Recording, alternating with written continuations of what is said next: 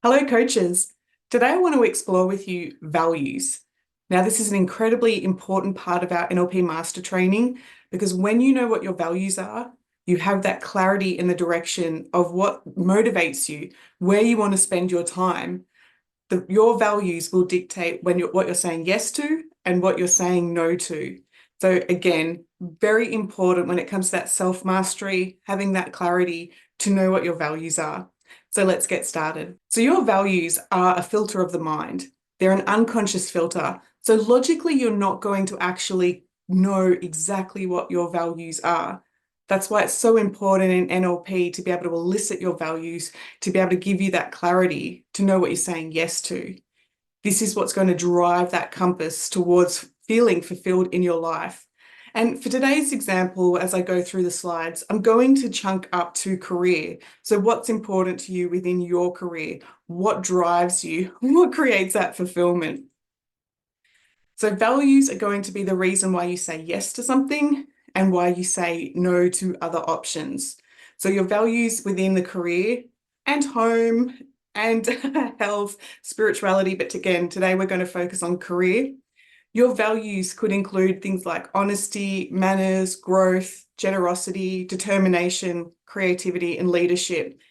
If these are your values, then you start to say yes to those things, and you'll notice this ripple effect of this feeling great in your business and therefore manifesting in the success, the clients that you want to work with, the price that you want to work at, all of these yummy things, because it's within alignment to who you are. Now, interestingly, that the values are not acquired by what you say. And yes, you may be saying things like, integrity is important to me, respect is important to me. But the thing is, your values are determined by what you demonstrate and how you live your life. So just questioning yourself there about what it is that's showing up in your life, what you're saying yes to, what you're saying no to. And is this like a towards motivation? The interesting thing with values is people think that they know what they are, and yet when you elicit somebody's values, it's like, oh, this is surprising. I recently had a student who thought her highest value was learning, and she was feeling that sense of excitement to sign up for this course and to sign up for that course. But once we elicited her values, there was this aha moment that learning was actually not a high value. And in fact, growth was. So she was saying yes to the things that give her sense of purpose, sense of inspiration. The things that she was saying yes to gave her the ultimate sense of inner growth. And so knowing that her highest value is growth, then she can start saying yes to the opportunities that fulfill and fulfill her with that, instead of saying yes to, courses that don't interest her, because now we're not living to the value of learning. Now, at this point in the training, I would go around the room and ask each and every one of you, what is really important to you? And we would find that each and every person has a different value. So some people may call out, freedom, family, security, integrity, growth, all the things. I'm trying to think on the spot here. What's important to you could be things like the work-life balance, yeah, travel, adventure, all the things can be important to different people. But in the context of your career, if we narrow that down, what's really important to you in the context of your career? Let's say that somebody said freedom. So my next inquiry would then be, well, what would cause you to feel freedom? And in fact, how do you know when you have freedom in the context of your career? A lot of people do value freedom. And in fact, I'm thinking of a client who is in IT, and his highest value is absolutely freedom. He'll work 6 months of the year and then travel 6 months of the year. So he knows that he has freedom when he has options and choices about being able to choose what he wants to do. And yeah, if his bosses start putting a lot of pressure and telling him what to do, that's when the values conflict starts to show up. And it's like, I'm out of here, I'm going to a different job. So I've already answered the next question. What would cause you to move away from your value? What are your non-negotiables? So if you did value something like freedom, What would actually cause you to move away from that sense of freedom? And again, applying that to your value. Now, if you had that amazing job where you had the sense of travel and freedom and everything that the money's coming in, you could do all the things that you choose to do. If those problems showed up like a boss, a new manager telling you what you have to do and the hours that you have to work, within the values elicitation, the next question is, well, if those problems showed up, what would cause you, or what would have to happen to make you stay?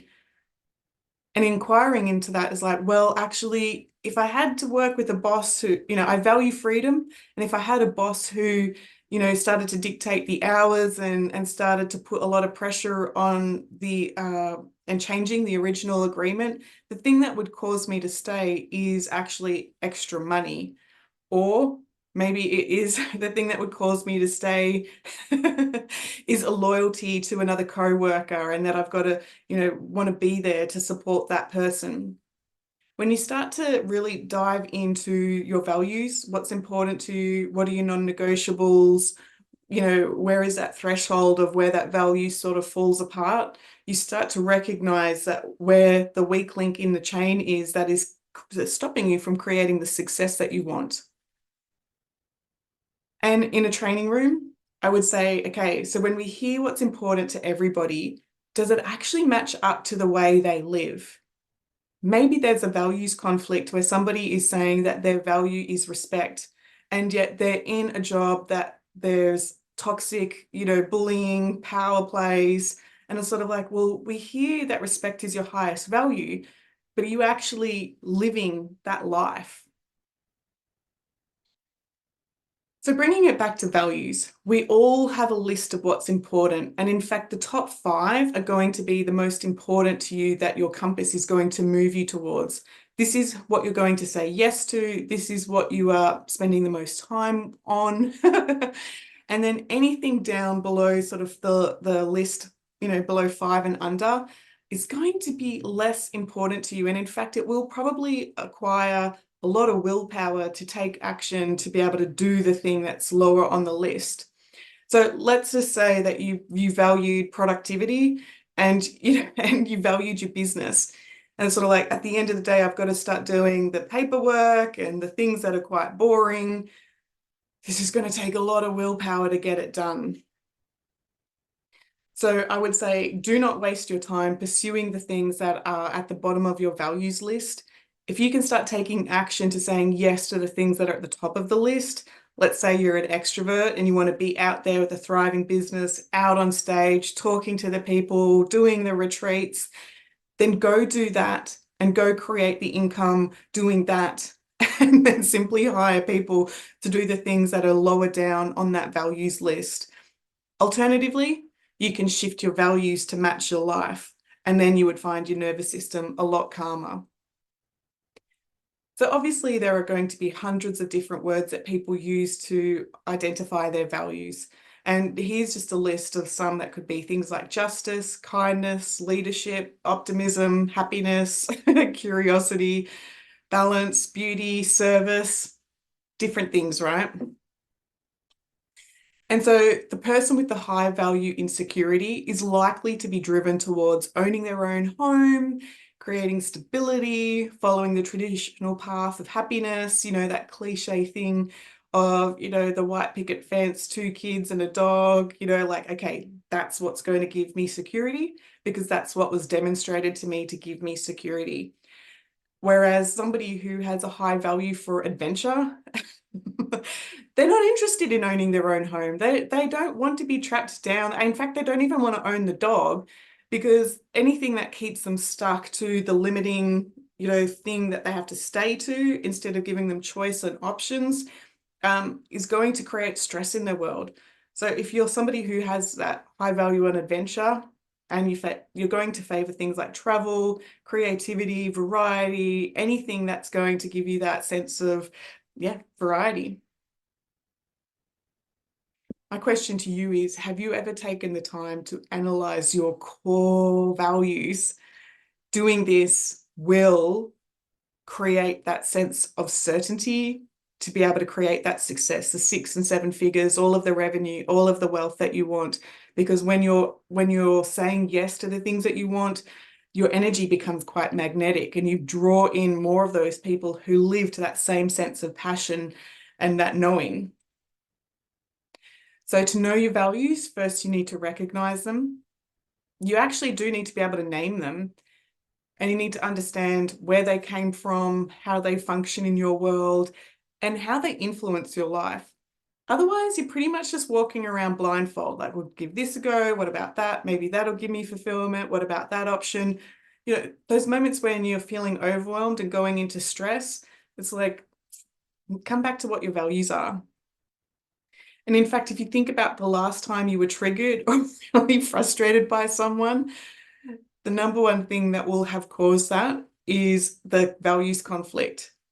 You may have a boss who really does value structure, security, maybe even power.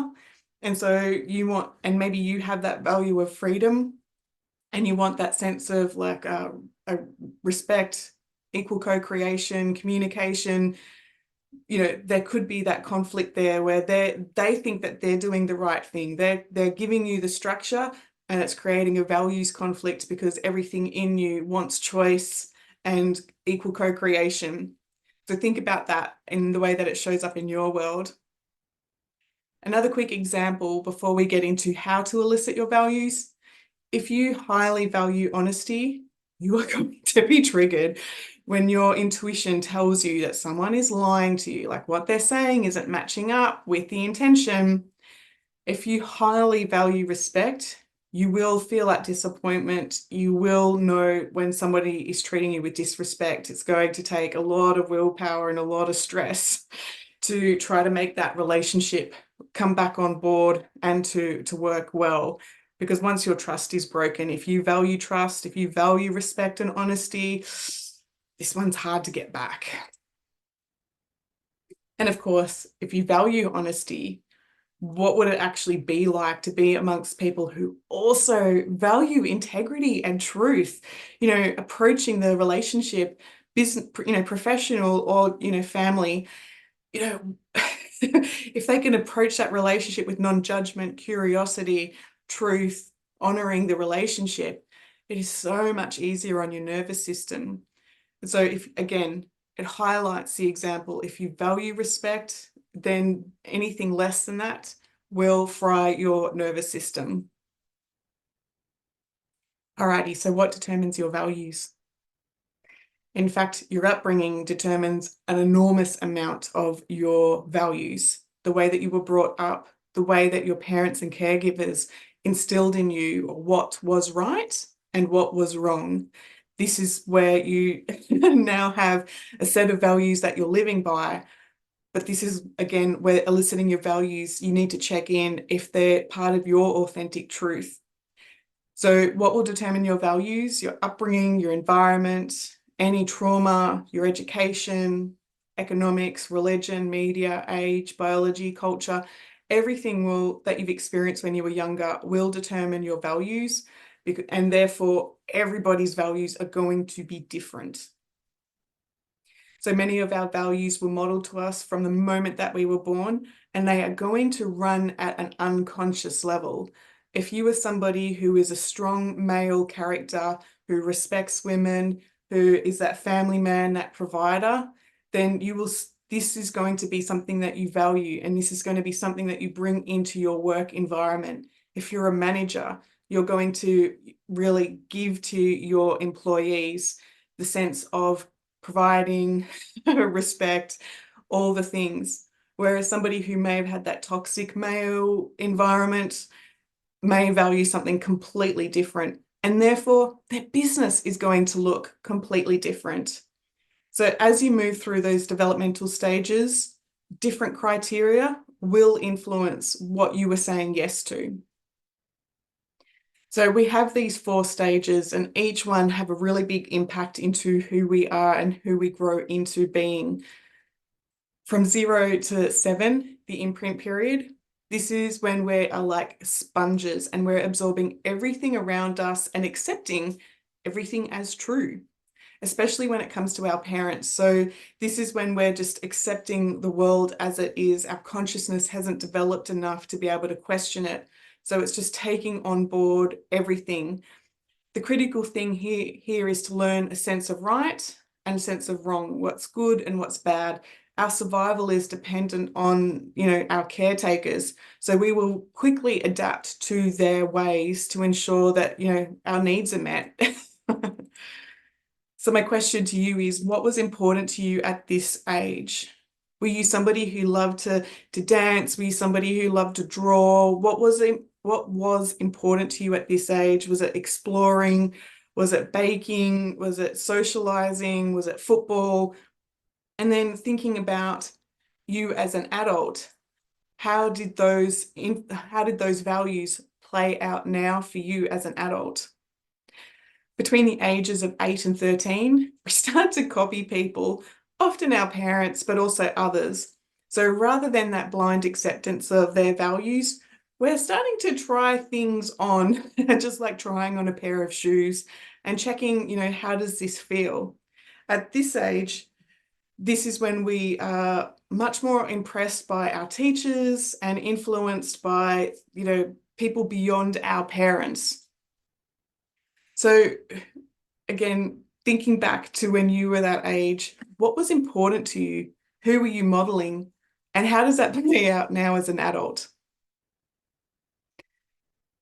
Now, this is what I was saying a little bit earlier. If someone instilled a value in you as a child, this is going to be their perception. This is going to be based on what's right to them and what's wrong to them.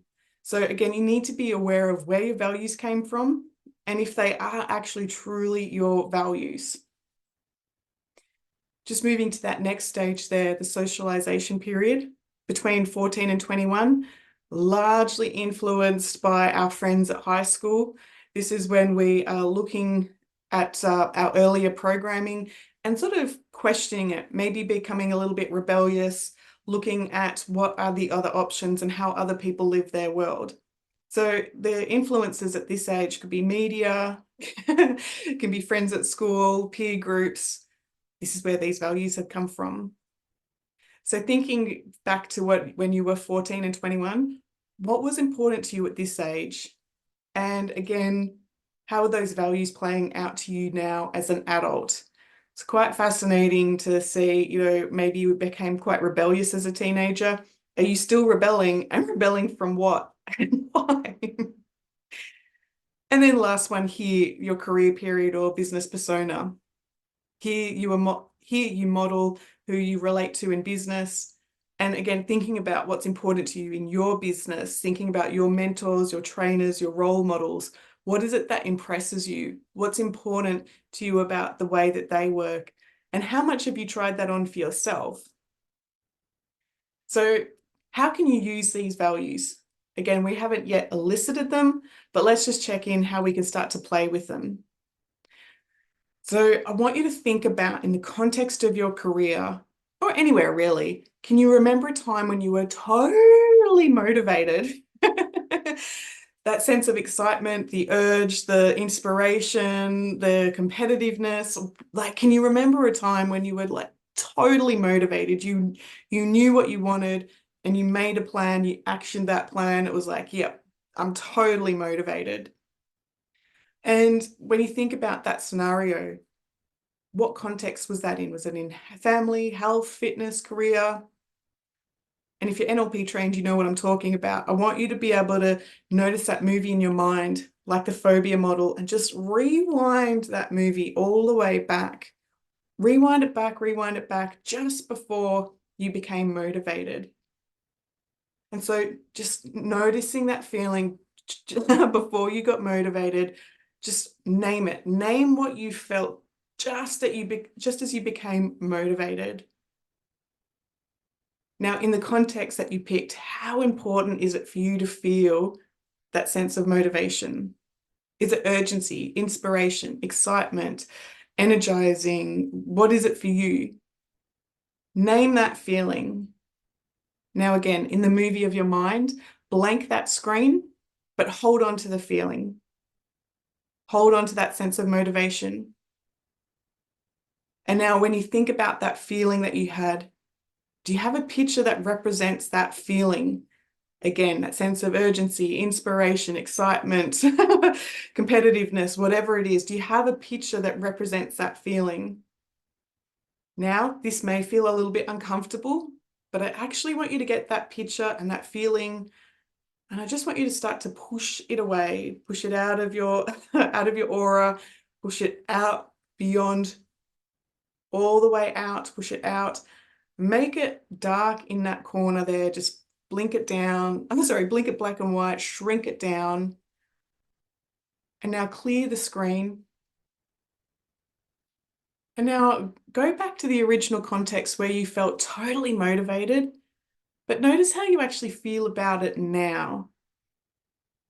With that feeling and that picture pushed away, you may notice that there's a sense of nothingness when it comes to that context.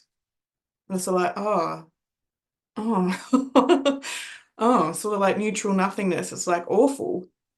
So I want you to first go back to that gray screen and let's get your motivation. Let's bring the color, let's bring the picture, let's bring back all that sense of motivation, bring it all the way back. And let's just command your unconscious mind to lock that in place, bring it all the way back. That's by your standards, that works for you. So it's an interesting sensory experience, right? When you start to play with the submodalities and you work out, oh, your values you hold quite close to you. Your values are something that really build up that sense of motivation. They're very, very powerful. And when you push them away, it makes life feel very dull, a lot of nothingness. So obviously we know as NLP people that we can use our submodalities to either build up our motivation, or we can use that to be able to dial down procrastination. If you've got a problem that's not a problem area with your values, we can turn all of that problem off and we can start to build that motivation in other areas of your life. When you know your strategy, when you know how you do motivation. So in our NLP training, we go through the filters of the mind. So something outside of you will happen. And just like we just noticed and experienced, there'll be an event, there'll be something that gives us that sense of excitement and curiosity and like, oh, yeah, how can this get any better? Thinking of my husband who loves to present. So he'll see the stage and he'll be like, yep, this is my time to train. Now, in that moment, as he sees that stage, and for everybody with your motivation, your mind, your filters of your mind will naturally delete and distort and generalize. So seeing a stage and it's like, yep, there's no problems here.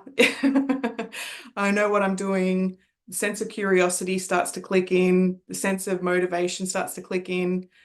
And then, of course, as we know as NLP people, that also moves through the filters of the mind.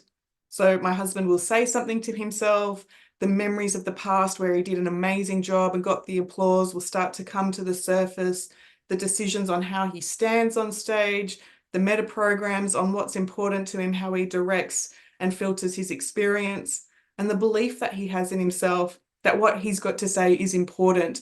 All of this happens in an instant.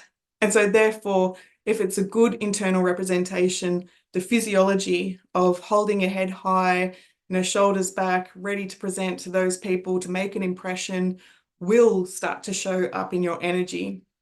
And then, of course, the behavior. You start to train, you start to present. So this is where our values and our beliefs really play in at that unconscious level. It's sort of like, yeah, if you've got a value and a belief that what you're doing is important to you, everything else after that will create the success. This is another visual metaphor of how important your values are. We have the beliefs that are like the cup that hold what's important to you, what you think is correct.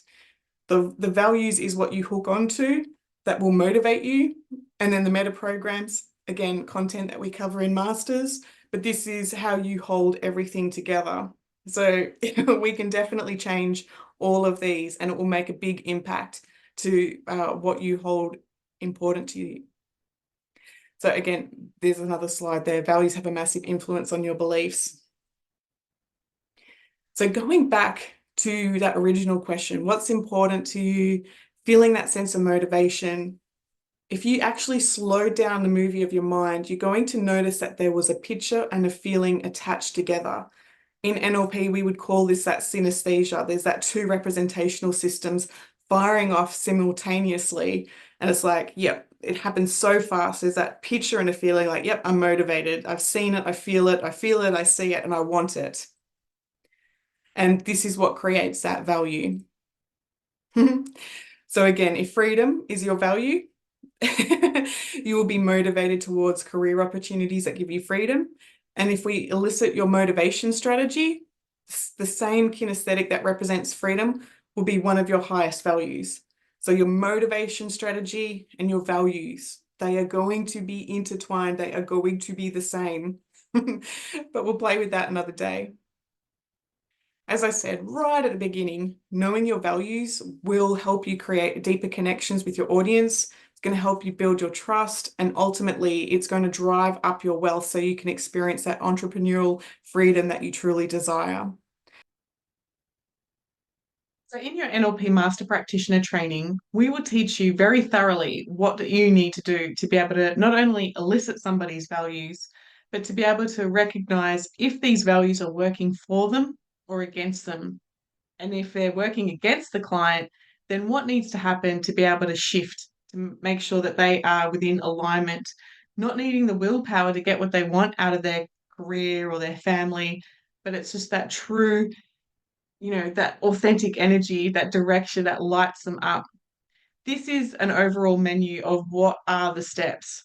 So let's get started here. So value solicitation is better to do when it's quite quick without giving the client too much time to analyze their response. You want to ensure that and tell the client that it's the first thing that comes to mind, short, sharp answers. These are the things that will help us identify what is motivating them. So you've got the client in front of you, and you would simply say, what's important to you in the context of your career, if that's what you're coaching them with? If you're a family therapist, what's important to you in the context of family? Your health coach, what's important to you in the context of your health and fitness? But today, what we're going to do is follow through with the example of what's important to you in the context of your career.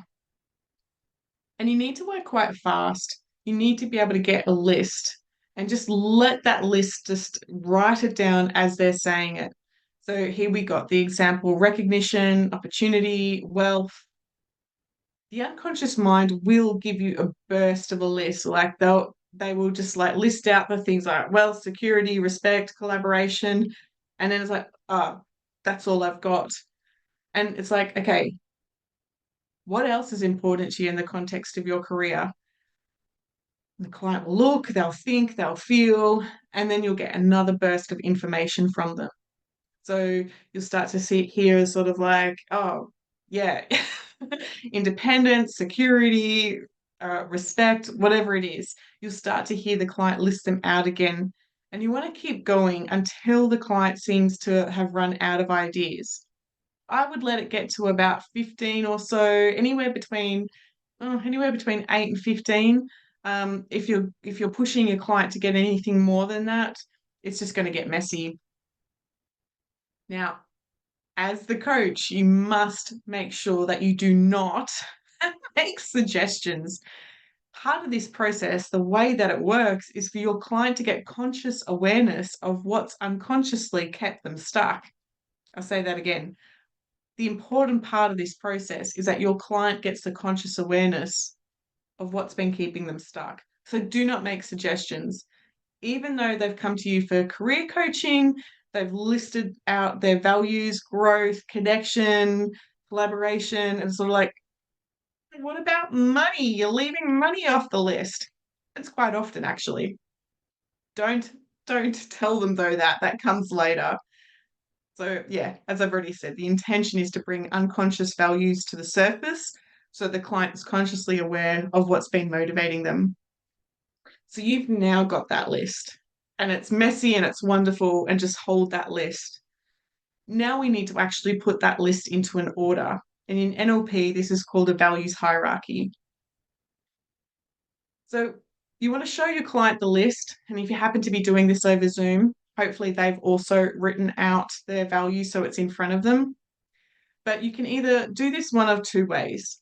You can hold it in front of them and ask them, okay, can we number your values in according to your priority, like what's most important to you, and what's next. And some clients will be able to just like, yeah, okay, that's how it is for me. But I like to go a little bit more thorough with this. I, as the coach, will say, have a look at the first value on this list. And if I could offer you growth or connection, which one would you take? And then just start to tally it. So they may say, yeah, okay, growth. So just tally it, growth. And if you could have growth and money, which one would you have? And if they say growth, then like it's another mark for growth. And then growth or respect. And they're like, oh, actually, respect. So you'll start to see which one has a stronger pull for the client. And then you do the same again. Like, if you could have connection or money, which one would you have? Connection or respect, which one would you have? Connection or, and you just go through it. Okay, if you have money or respect, money or collaboration, you go through that list and you would start to tally it to see which one has the greatest score. So once you have that tally, it is very much worth rewriting it so that you can see the client's words, what is important to them and their hierarchy. What are they doing that is motivating them to spend the time on these things? Now, keep in mind that for this process, we're really mostly interested in the first of the fifth, the first five values. Anything less than that is so will start to take willpower for that client to be able to access and utilize. The top five are the most important. Now, if you want to be thorough with your client, if you're doing a breakthrough, sometimes you want to just check in how congruent these values are. It's like, how do you know when you're feeling respected? And what does it mean to be respected? Or what does it mean to be wealthy? What causes you to feel wealthy and why and for what purpose? You can be the coach. You can ask them to really get clear and specific.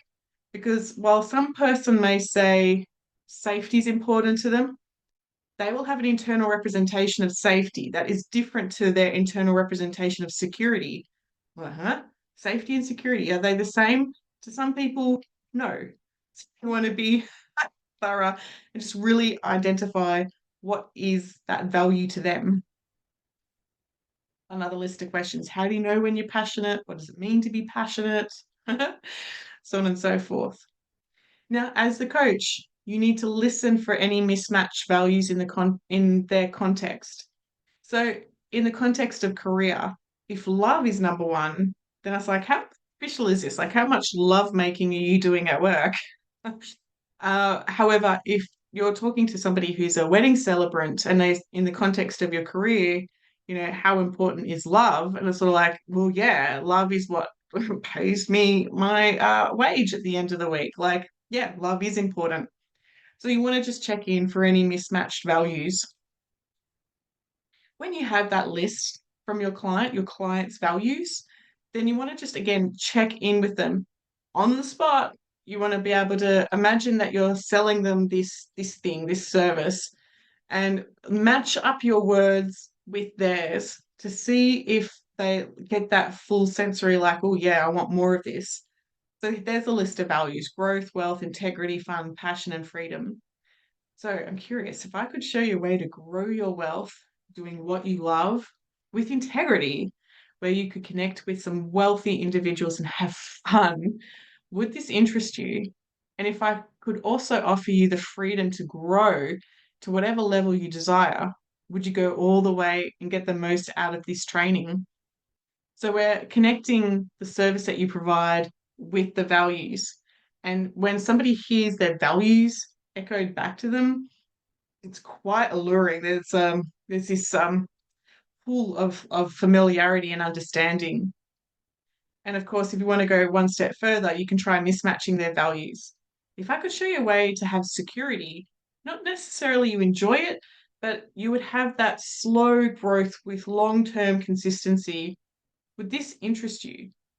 And if I could also offer you the space to work independently in a respectful office space, would you go all the way and get the most from this training? Now, you may have some office job there that is like, yeah, do you want this one? Somebody who's more like AD into computer coding, be like, yeah, give me that job away from people, so that I can just do what I know how to do, get the money in the bank, and I'll go enjoy myself elsewhere. So, some values work for people depending on the career that they're in. Now, in in this section, your client may notice some aha moments, and they may start to notice that they've actually left out values that are important to them. So it's sort of like, yes, now is the time to add them to the list. You're not going to have to go through the whole thing again, but oh gosh, I've forgotten money on my values list in the context of my career. Like, okay, we'll have a look at the values. Where does money now come in? Do you want it at number one, number two, number three? Like, where do you want it? Okay, so now we've got two lists. Now we're going to elicit their motivation value. And please know that this is as simple as it is. Can you remember a specific time, when you were totally motivated in the context of your career? Can you remember a specific time? And as you remember that time, what was the last thing you felt just before you were totally motivated? Give me the name of that feeling. And now your client should be able to say, like, oh, there was this surge of energy, excitement, curiosity, whatever they list out is their value. And this is important for the client to recognize throughout their life. If there's that sense of excitement, that's their intuition saying, like, yeah, let's go for this. Whereas if they're trying to push through getting a project done, there's no fun, there's no excitement, there's no curiosity, you are using up a lot of willpower. And it's like, well, what can you do to get into that motivated state? It's interesting that I'm thinking about a client or a student where she's like, oh, I actually feel a sense of urgency. And it's like, yeah, good. And so, with all of the options that she has in front of her, do you want to go learn this? Do you want to do that? Do you want to do this project? Do you want to do this collaboration? Unless there's a sense of urgency, it's a, yeah, thank you, not yet. Now, we've now got three lists. We're getting the fourth. We need to elicit their threshold values. Now, this is when you show the client the list of values, and you want to ask them with, sorry, start again. The threshold values are what drives you away from your career. So we want to think about what are the things that would cause you to leave. So we want to show the client that list and ask them, if all your career values are present, is there anything that could happen that would cause you to leave? And they may say things like betrayal, deceit, a wage cut, things like that. And you want to start to write them out, even things like location, change in management, whatever it is. So again, if all your career values are present, is there anything that could happen that would cause you to leave in the context of your career, or in the context of your relationship, in the context of your family, whatever you're working on? And the client now has the idea of what they're moving towards and also where their threshold is. We then take it one step further. We now have another list. And this is the beyond threshold values. This one can get a little bit like, what? We're doing this again? Same, but different. If all your threshold values and your career values are present, what would have to happen to make you stay? And so this is where the client's like, oh my gosh, okay, yeah. So if all of my values of money and security are present, and all of my threshold values, maybe, somebody's lying in the office, maybe somebody's having an affair, it's what would have to happen to make you stay. And the client will then start to list out their beyond threshold values. So it's important for the client to have a conscious awareness of what the answers are. So as an example with that particular one, if somebody was, they had the job security or the money, there was a lack of morals showing up, what would have to happen to make you stay? maybe a pay increase, or maybe a new coworker manager who can buffer between me and that deceit. Like, you want to check in what would cause them to stay. I found that with clients, this is when they start to recognize when they will put the brakes on. This is when they recognize how strong their values are, and that coming out of their values can be really quite, there can be that physical experience, that kinesthetic experience. So here we go. We've got all of our values listed, got a lot of insight for your client to have that self-mastery and that self-awareness.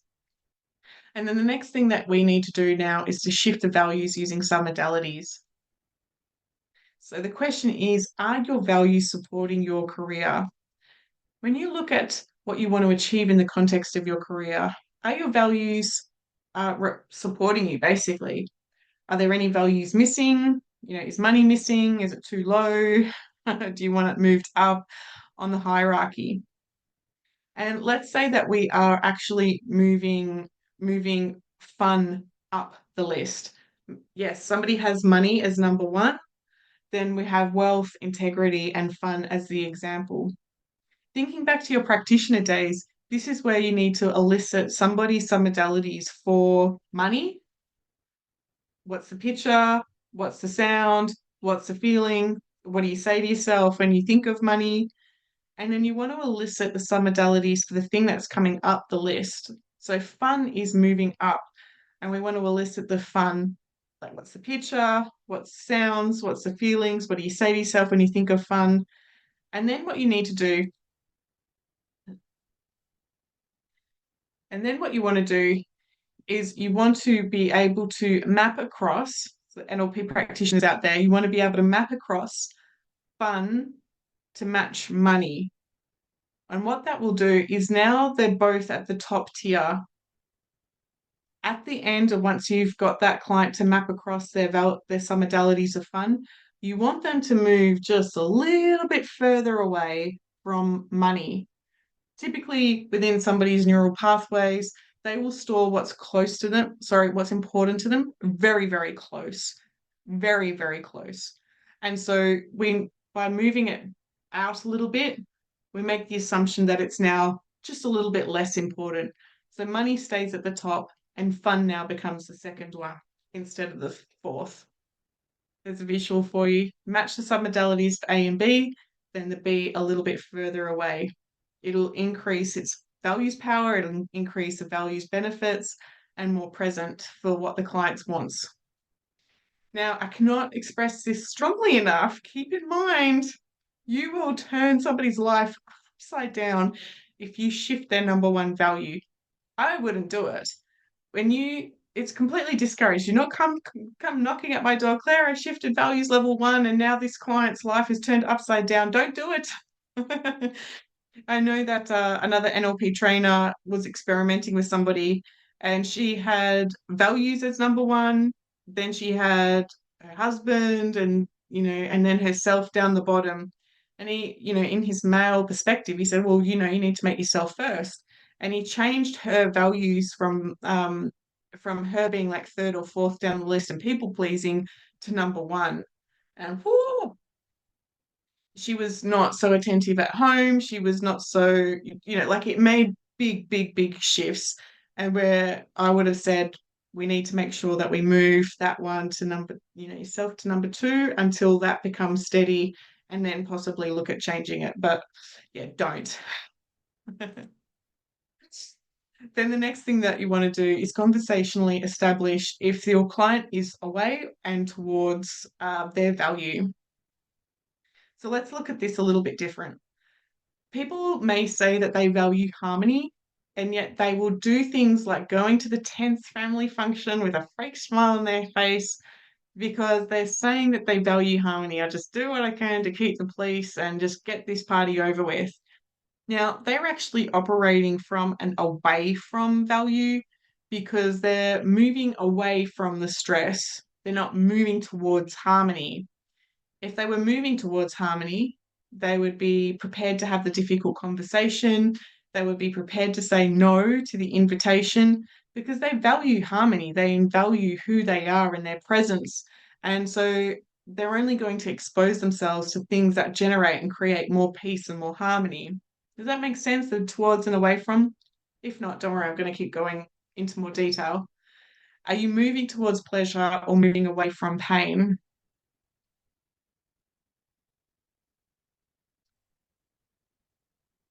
Now, this can be applied to money, this can be applied to health, this can be applied to relationships. You can use plenty of willpower and hard work to create success. If you are moving away from poverty, your results are going to be inconsistent, they're going to be up and down.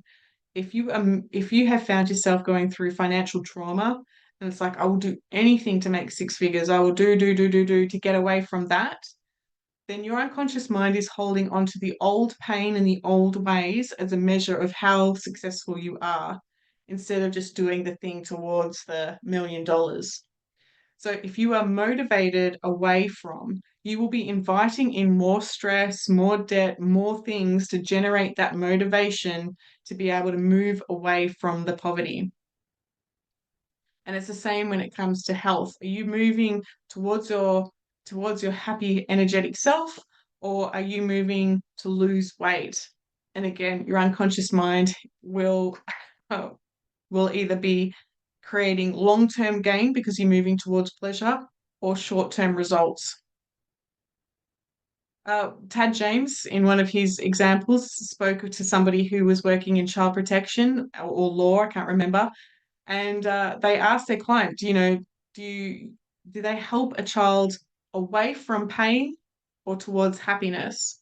So is the person in child protection, are they focused on helping that child move away from, the toxic situation that they're in, or are they looking at the child's welfare and how do we create long-term success, health, and welfare? And of course, child protections has a different role for different chapters in people's lives. But even that one example of that client of going into those stressful scenarios, short-term solutions, away from pain, versus stepping into a coaching business or something that is towards happiness. Now, the thing is, some of your values can conflict with themselves. So somebody may have an away from motivation. They may have a fear of intimacy versus that fear of abandonment. So you get this miscommunication, don't leave me, but also don't get too close. And sometimes you can actually have a conflict in the towards, the value to be free versus the desire to be wealthy. Someone may have a value of freedom where that means they're doing absolutely nothing, versus they also have a value of being wealthy and they have this internal representation that means that they need to work 9 to 5 and do all the things to be a success. Your nervous system is designed to pay attention to what you're focused on, and then it will assist you to create exactly what you want. So, what are you paying attention to? Are you paying attention to the problems? Are you paying attention to the pleasure that you want? Now, working with clients, if there's a congruent towards, then leave it as it is. Don't touch it. It's working for them. But when you're listening for people's away from motivation, keep in mind people will be polite and avoid being bold and upfront. Um, they won't so much tell you right up front what their problems are. They want to make sure that there's a politeness and downplaying of their problems. Thinking about somebody I was talking to recently in a looked like their relationship was going okay, it's okay, but underneath it there was all of this evidence that there was that relationship was on the rocks, and they didn't want to admit to it. And so it made it a little bit harder to make the difference within that coaching to get them towards what they want, because they weren't being honest with themselves or me about what they were facing with. Now, in the linguistics, listen out. Is it an away from motivation or a towards? I'm so grateful for what we have. You never know how long we're going to have it for. Now, we debate this in my NLP practitioner training or my NLP master practitioner training.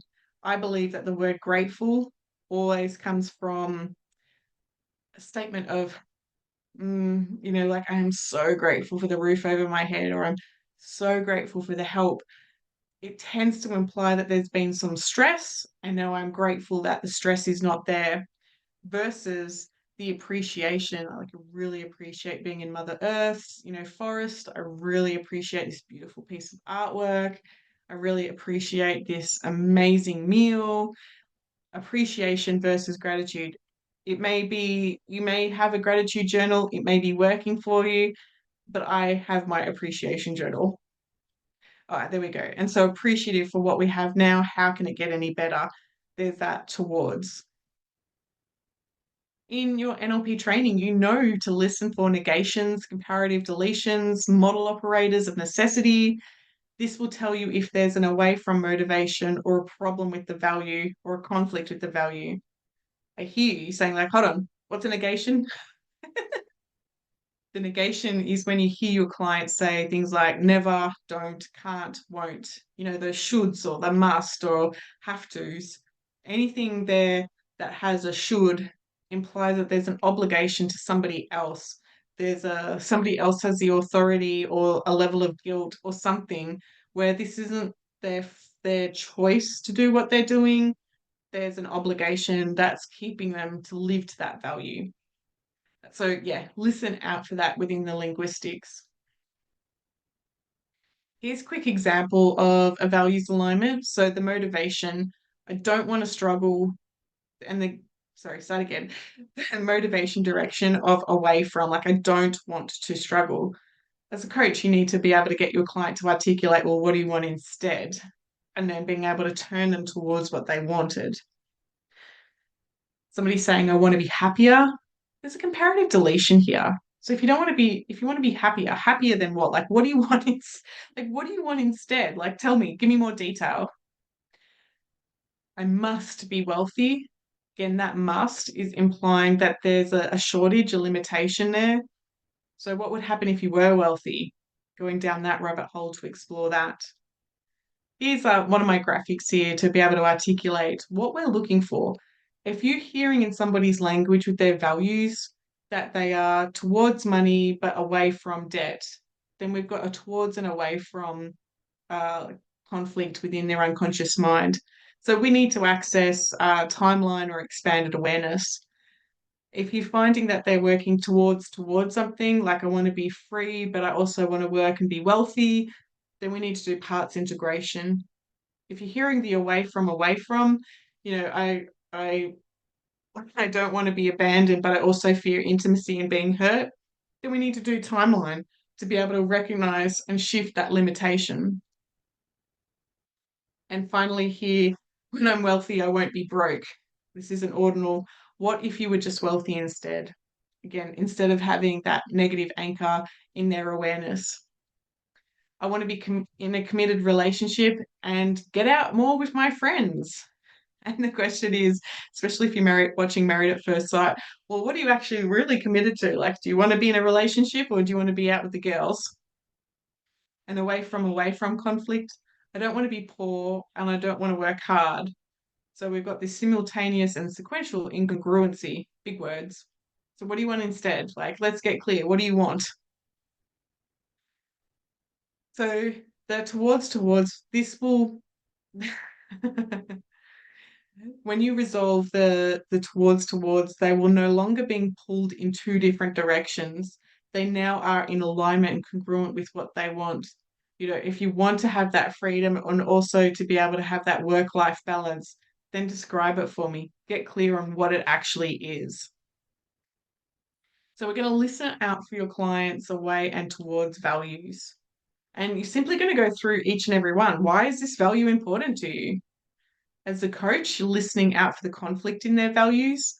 Are they congruently towards, or are they moving away from their values? Like, what is going on here? Listen out for the towards and away from within their answers. So, like wealth, why is it important? What is important to you about wealth? Well, it makes life easier. Okay, well, what else is important to you about wealth? Oh, I should support my family. Okay. What else is important to you about wealth? Well, it gives me enough money to do what I want to do, and so on and so forth. In a breakthrough, you'd want to go through all the values. And of course, any shoulds, any model operators of necessity, we want to inquire. Okay, so why is it important for you to support your family? Anything there like where they're saying, I should support my family. Okay, what's going on there? It highlights a red flag for a limitation. So to uncover a conflict with the client's values, ask them, trusting the first thing that comes to mind. I want you to go inside and pay attention to the pictures, the sounds, the feelings, the taste, and tell me, what percentage are you moving towards and what percentage is away from? So they will come up with a figure, and this helps them from all of the analysis and checking in why this value is important to them. They'll start to go, oh gosh, yeah, like 10% towards, 90% away, 30% or whatever the numbers are. The client will start to recognize for themselves how they've been sabotaging their success. And so you want to repeat this process, the percentage piece, with each and every single one of their values within that top five. Here I've got a top six. Now, if there is that lack of fulfillment at home, it is helpful for them to recognize that they have been what they've been focusing on and how that's been causing problems for them. So they're pretty much they're unlikely to have consciously been aware that family was second to work. So this list of values here, somebody who's listing out values as number one as work, money, family, this person is going to say yes to working on the weekends because they're driven to provide, they're driven to say yes to work. Now, this is the values of a workaholic, and it's likely that they will have maritable problems. And so by making the shift to move family up, possibly above money, or to make that shift, whatever's right between you and the client, this will then help them recognize why their wife is frustrated and pulling her hair out and why she feels like she's not the priority. Because at an unconscious level, she hasn't been. And the opposite can be done for the feminine example, cliche feminine. If you have a client that's value of family is above self, they will forever be prioritizing others above their own needs. So, this example here family, connection, giving, health, money it's all about the other person, it's all about the people pleasing, and no wonder they're doing burnout. And then the last step here with the values process is to do the change work. You will now have a list of the things that need to be shifted. Things you can use obviously are things like timeline to get rid of the away from, get rid of the sadness, the anger, the fear, the guilt, and then have a look at the rest of the to-do list that's been created from that session. When you do the timeline work, when you get rid of the fear or the anger, that conflict will now disappear, and the value will become congruent with where it is in the list. You can also use parts integration and the part that wants money versus the part that wants freedom. I want to talk to that part. I want to, for what purpose? For what purpose? You remember parts integration. So it's another process that you can do to be able to get them congruent with the motivation towards their career and the success that they want. Ooh, what a workout. So moving through all of these steps, you've now successfully been able to elicit their values, been able to elicit what is holding them back, what are the threshold values. You've been able to work out which values need to come up higher on the list, and you've been able to work out which values have been putting the brakes on while they've been trying to drive forward. You've been able to do that change work, so it's now just being in that smooth new car and just driving on easy roads. Wow, what a workout, as I've already said. Your values elicitation. Hope you have a lot of fun with that. Be curious about your clients and their perspective and just be able to open up new doors of possibility. I'm Claire Chancellor from Be Your Purpose Coaching. I look forward to talking to you soon. Bye for now.